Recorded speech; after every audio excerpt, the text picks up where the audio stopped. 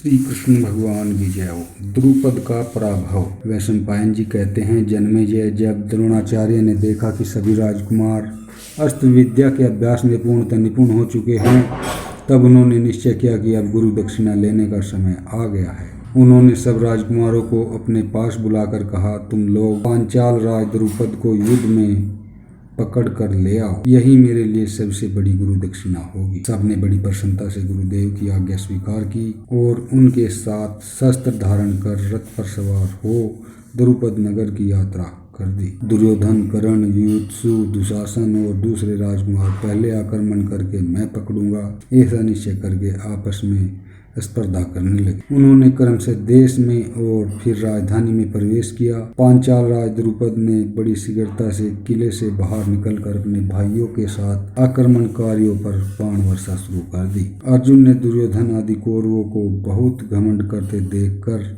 पहले ही द्रोणाचार्य से कहा था, आचार्य इन लोगों को पहले अपना पराक्रम दिखा लेने दीजिए, ये लोग पांचाल राज को नहीं पकड़ सकेंगे, इनके बाद हम लोगों की बारी आएगी। अर्जुन अपने भाइयों के साथ नगर से आधा कोस इधर ही ठहर गए। उधर द्रुपद ने अपने बाणों की बौछार से कौरवों की सेना को चकित कर दिया। वे इतनी फुर्ती और सफाई से बाण चला रहे थे कि कौरव भयवश उन्हें अनेक रूपों में देखने लगे। जिस समय द्रुपद घमासान बाण वर्षा कर रहे थे, उस समय शंख, भेरी, मृदंग और सिंहनाद से सारी राजधानी गूंज उठी। धनुष की टंकार आकाश का स्पर्श करने लगी।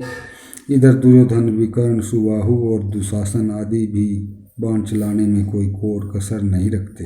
द्रुपद अलात चक्र बनेठी की तरह घूम घूम कर अकेले ही सबका सामना कर रहे थे। उस समय पांचाल राज की राजधानी के सभी साधारण और असाधारण नागरिक, जिनमें बच्चे, बूढ़े और स्त्रियां भी थी, लाठी, मूसल आदि लेकर निकल पड़े और बरसते हुए बादलों के समान कौरवों पर फूट पड़े। कौरवों की सेना पर ऐसी मार पड़ी कि वे उस भयंकर मार के सामने एक क्षण भी न ठहर सके। रोते चिल्लाते पांडवों के पास भाग आए। कौरवों का करुण क्रदन सुनकर पांडवों ने द्रोणाचार्य के चरणों में प्रणाम किया और रथ पर सवार हुए। अर्जुन ने युधिष्ठिर को रोक दिया। नकुल और सहदेव को अपने रथ के चक्कों का रक्षक बनाया।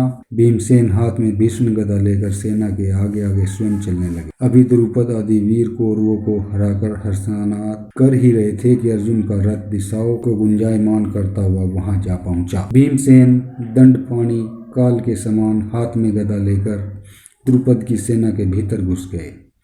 गदा मार मार कर हाथियों के सिर तोड़ने लगे।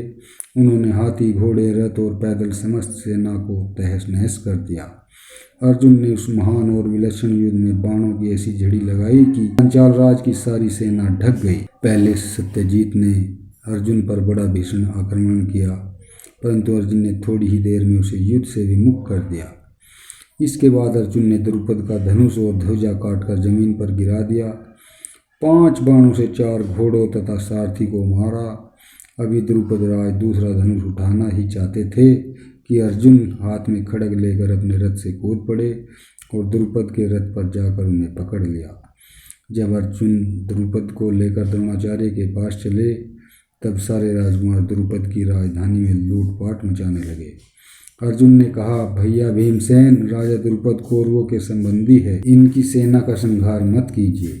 केवल गुरु दक्षिणा रूप से द्रुपद को ही गुरु के अधीन कर दीजिए। यद्यपि भीमसेन अभी लड़ने से तृप्त नहीं हुए थे, फिर भी उन्होंने अर्जुन की बात मान ली और लौट आए।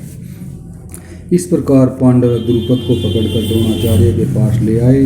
अब उनका घमंड चूर चूर हो चुका था, धन भी छिन गया था। वे सर्वथा द्रोणाचार्य के अधीन हो रहे थे। उनकी यह स्थिति देखकर आचार्य द्रोण बोले, द्रुपद, मैंने बलपूर्वक तुम्हारे देश और नगर को रोम डाला है। अब तुम्हारा जीवन तुम्हारे शत्रु के अधीन है। क्या तुम पुरानी मित्रता को चालू रखना चाहते हो? उन्होंने तनिक हंसकर और भी कहा, द्रुपद, तुम प्राणों से निराश मत हो। हम तो स्वभाव से ही क्षमाशील ब्राह्मण हैं। बचपन में हम लोग एक साथ खेला करते थे।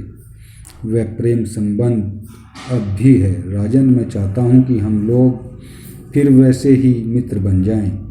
मैं तुम्हें वर देता हूँ कि तुम आधे राज्य के स्वामी रहो। तुमने कहा था कि जो राजा नहीं है वह राजा का सखा नहीं हो सकता।